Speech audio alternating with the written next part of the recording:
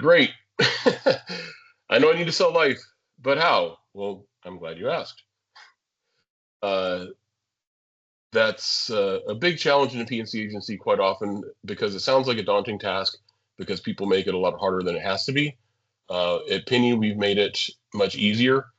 Uh, I'll start off with what's called account rounding. Now, this one actually does require a little effort. There's some stuff we'll touch on in a bit that really is almost no effort.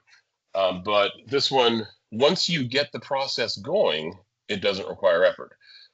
Simply instituting practices and procedures for your employees in the agency. Um, I mentioned a system that I will say, quote unquote, borrowed from a PNC agent who did this very well. In our industry, it's all about R&D, rip off and disseminate. There are no original ideas, but there are good ideas that are worth sharing. So we actually have this on file, and we can send it to you so you can edit it to fit your agency and obviously your logo and such. So what this agent would do is anytime one of his CSRs would talk to a client on the phone, and by the way, it's easy to do stuff on email, but you'll have way better retention if you actually talk to people. So they would do some service. There would be some sort of service interaction. You don't want to do this just randomly out of nowhere, and you don't want to do it when they're mad at you. But typically, if they're happy with the service they just received, uh, the CSR would talk to him and say, "Oh, by the way, looks like we need to update your file. It's not quite complete. Let me just take a minute or two to go ahead and run through to make sure we have everything up to date." Now, in their CRM, they would have it where they can mark it, because you don't want to do this every time you talk to them. But if it hadn't been done in a year, it's kind of a mini policy review, really. But they're basically saying, hey, I just want to make sure we have this. Your address is that. Your phone number is this. You see it on the screen.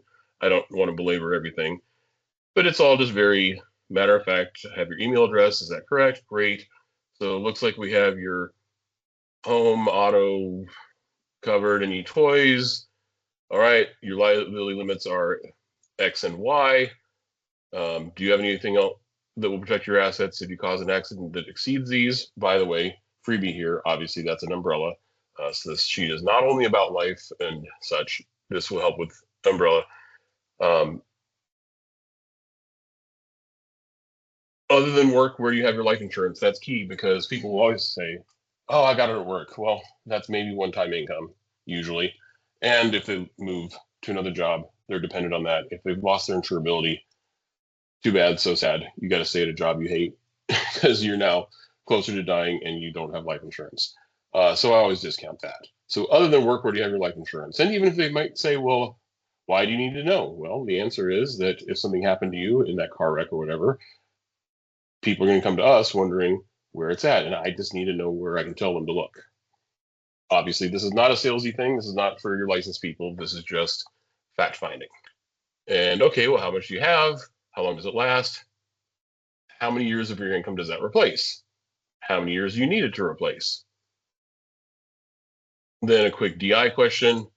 And if the answers above show a need, now this could be modified based off something that I will show you later.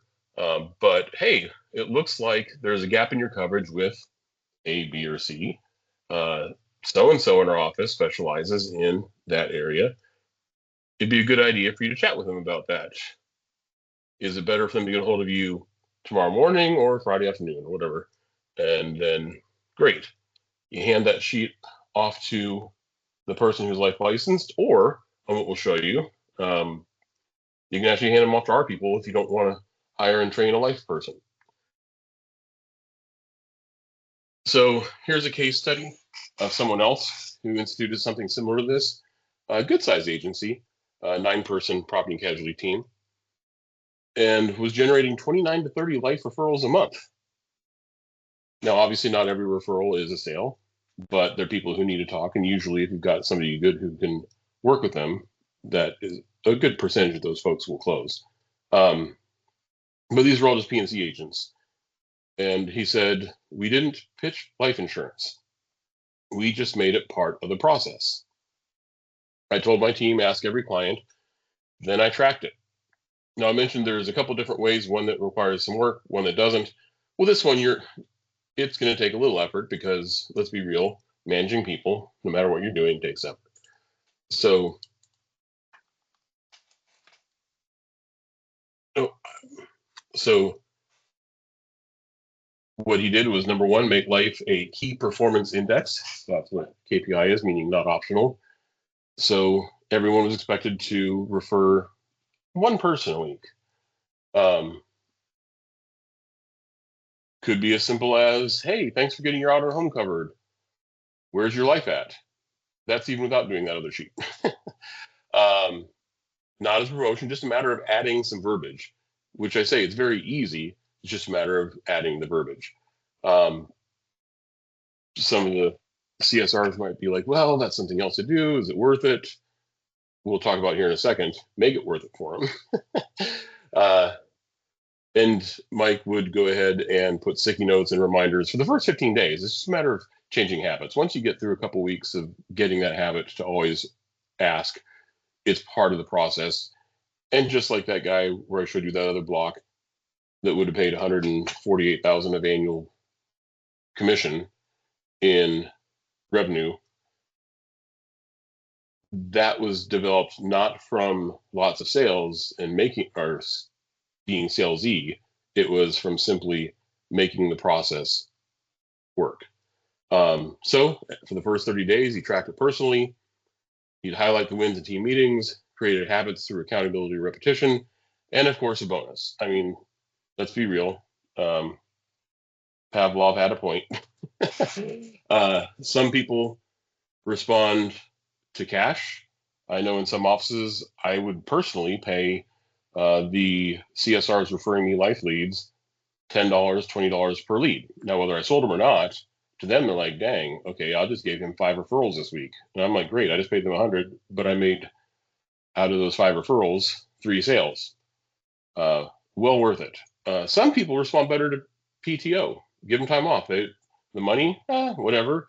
But you tell them they can take off early on Friday if they get you a referral or 2, they're going to get you 12. So find out what people in your office do. Find out what makes them tick.